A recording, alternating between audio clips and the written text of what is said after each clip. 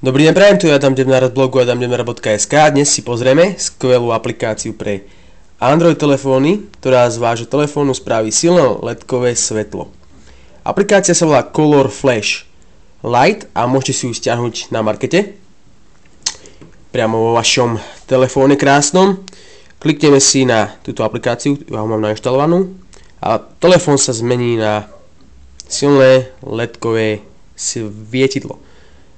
Vypnem teraz svetlo, aby ste videli tú silu. Bum. Čo tu môžeme robiť? Môžeme meniť farbu, silu farby, vlastne bielej, teraz je to úplne biela.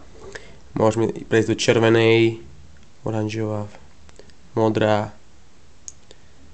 Čiže môžete si nastaviť rôznu farbu, akú len chcete, toho svetla. Zostaneme pri bielej.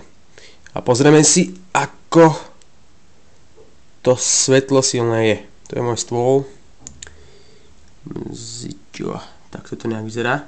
Ono to je v podstate silnejšie, len moja kamera nezachytáva celé to spektrum svetla. A je to v podstate oveľa silnejšie než hociaký telefón obyčajný. Tak, čo ešte táto aplikácia nám môže ponúknuť? No, okrem zmeny farieb, ktorú môžete využiť napríklad na príjemné intimné prostredie, napríklad to by bolo asi aké, takéto červené nejaké, alebo také. Tak môžete urobiť nejaký efekt. Sú tu efekty rôzne. Taký pekný, čo sa mi páči, je napríklad stroboskop. Hej, ak poznáte stroboskop, môžete si spraviť diskotéku a spravíte si stroboskop. Hej. No, ďalší efekt, čo tu je? Čo tu je? Nejaký disco efekt? Mení to farby, čiže spravím to taký disco efekt. Blink. Môžete napísať rôzny text a takto to bliká.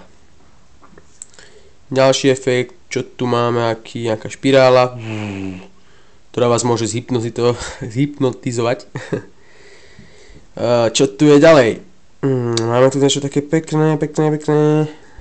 Duha. To je tiež také preblikávanie rôznych farieb. Ďalej, čo tu máme? Políciu. Môžete si spraviť políciu. Ďalej. Máme tu sviečku. Horiaca sviečka. Vážne, sviečka, ktorá horí. Čiže keď chcete bezpečnú, keď nechcete vyhoreť, ak chcete mať sviečku, tak pozrite sa, ako tá sviečka reálne vyzerá. Vyzerá ako ozajstná.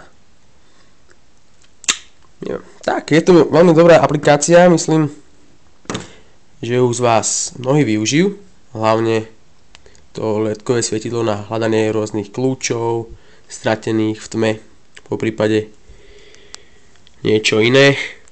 Tak, ja ďakujem za vašu pozornosť.